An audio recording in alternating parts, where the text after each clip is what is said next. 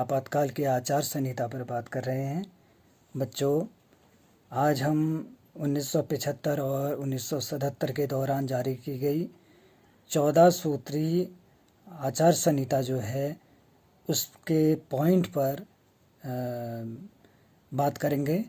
पत्रकार अपनी सामाजिक जिम्मेदारी का निर्वाह करेंगे और अपनी व्यावसायिक उत्तरदायित्व को ईमानदारी से निभाएंगे। दूसरा जो पॉइंट इसमें जातीय और धार्मिक और आर्थिक भेदों से उत्पन्न तनावों के समाचार या उन पर टिप्पणी देने के समय संयम से काम लेंगे। कभी कभी क्या होता है कि जो धार्मिक टिप्पणियाँ होती हैं, आर्थिक टिप्पणियाँ होती हैं या जातीय टिप्पणी जातीय मामले जो होते हैं, इन पर हम पूर्वाग्रह से ग्रसित होकर टिप्पणियाँ दे देते हैं, वो सर्वथा गलत है। हमें ध्यान में रखना है इन चीज़ों का कि संयम इसमें बरतना होगा। और फिर तीसरा है कि तथ्यों को तोड़ मरोड़ कर प्रस्तुत करने से बचेंगे। तथ्यों को ज़्यादा हम उसको बढ़ा चढ़ाकर या प्रोपेगेंडा न करें, उसको बचें और समाचार को प्रकाशित नहीं करेंगे जिसकी सच्चाई पर हमें संदेह हो। यदि हमें किसी की सच्चाई पर संदेह होता है तो वहाँ पर हम क्या करेंगे, वहाँ पर हम उस चीज़ से बचने की कोशिश करेंगे। और गोपनीयता जो है पत्रकारों का एक दायित्व है, कर्तव्य भी है। उसकी प्रतिष्ठा इसी पर निर्भर करती है। विश्वासघाती पत्रकार न तो किसी व्यक्ति अपना हो सकता है और न किसी समाज का हो सकता है। ध्यान में रखें, वो उस पत्रकारिता के संस्थान का भी नहीं हो सकता है, तो और उससे वो निजी साख भी खो बैठता है ना। और समाचार पत्र या समाज समिति को भी उसका नुकसान उठाना पड़ता है उसकी वजह से। तो ध्यान में रखेंगे कि गोपनीयता बनाए रखे और वो ईमानदार और कर्तव्यनिष्ठ हो। और जो नया जो पॉइंट है कि व्यक्तिगत हितों को साधने वाला व्यक्ति नहीं होना चाहिए पत्रकार। उससे क्या होगा कि अगर वो व्यक्तिगत आपके हितों को साधेगा तो उससे पत्रकारिता और उस पेशे का दुरुपयोग हो जाएगा। तो ध्यान में रखें, ऐसा पत्रकार नहीं करेंगे। और व्यक्तिगत विवादों में नहीं उलझेंगे और ऐसे व्यक्तिगत विषयों को भी नहीं उठाएंगे जिसमें आम जनता को कोई दिलचस्पी नहीं हो। वर्तमान में अगर हम बात करें तो पत्रकारिता में व्यक्तिगत मामलों को ज़्यादा उठाया जा रहा है, तूल दिया जा रहा है।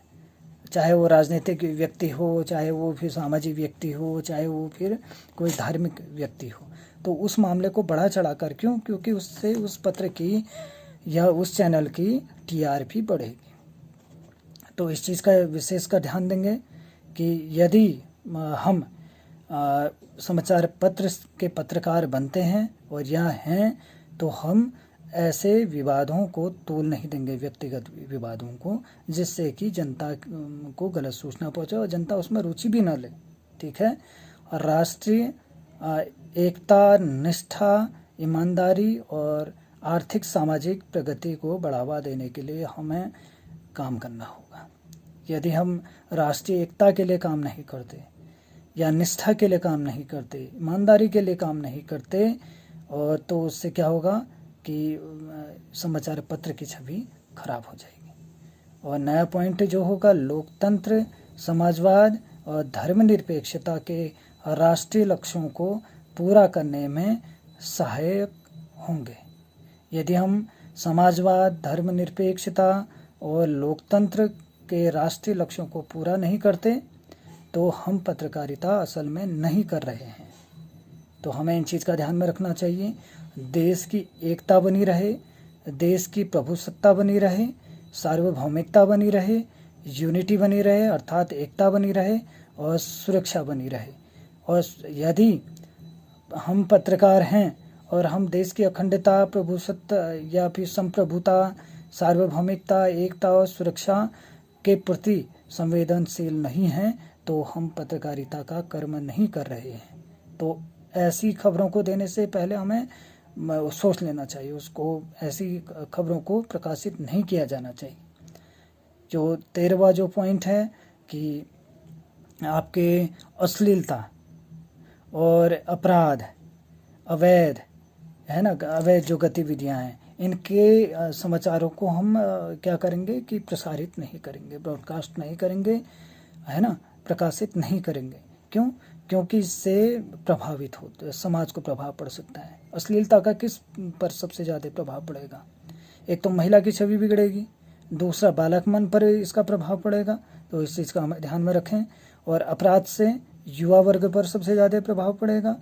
अवैध गतिविधियों से जो चोरी चकारी और लूट कांड में जो संलिप्त लोग हैं उनको बल मिलेगा। तो ध्यान में रखें कि ऐसी खबरों को देने से हम बचेंगे। हिंसा से संबंधित, सांप्रदायिक आपके दंगों से संबंधित, भाषाई झगड़ों से संबंधित जो या अति रंजित समाचारों को हम प्रकाशित नहीं करेंगे। इस चीज़ का हम विशेषकर ध्यान में रखें। और इस संबंध में अधिकृत समाचार पत्र जो होंगे वो प्रकाशित नहीं किए जाएंगे। कि आजकल हो क्या रहा है समाचार पत्रों में, हम देखें कि उन्होंने अपनी टीआरपी को बढ़ाने के लिए अपने व्यक्तिगत चैनल खोल लिए हैं। उन्होंने अपने सिद्ध साधने के लिए व्यक्तिगत चैनल खोल लिए, लेकिन वो गलत है। अगर ऐसा कहीं पर आता है तो वो आपातकाल की आचार संहिता के तहत आएगा। और इन चीज़ों का अगर जो मैंने उपरोक्त जो मैं बातें बताई, अगर वो इन चीज़ों को गलत रूप में प्रस्तुत करता है और इनका उल्लंघन करता है तो उसको दंड भी मिलेगा। और यहाँ तक कि उसका जो प्रकाशन होगा वो बैन हो जाएगा, वो पत्रकार जेल में चला जाएगा, जुर्माना हो जाएगा, वो पत्रकार की रोजी रोटी पर खतरा मंडराने लगेगा, बंद हो जाएंगे जेल में। तो ध्यान में रखें आचार संहिता को।